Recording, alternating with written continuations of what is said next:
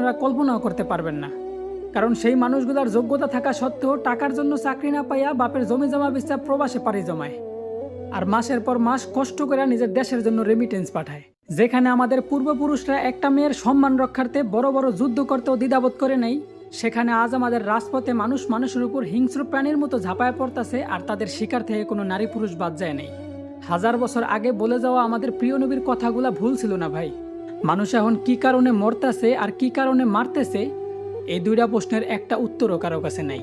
এখন বিচারকদের কানে কখনোই পৌঁছাইব না যদি বলি বিচার চাই বিচার চাই, কারণ বিচারকদের কান অনেক আগে থেকেই টাকা দিয়া বন্ধ করে দেওয়া আছে ভাই। তো পরিশেষে একটা কথা খুব দুঃখ নিয়েই বলতে হবে আমার, যে নিজের এক স্বাধীন দেশের নাগরিক হিসাবে পরিচয় দিতে লজ্জা হয় আমার।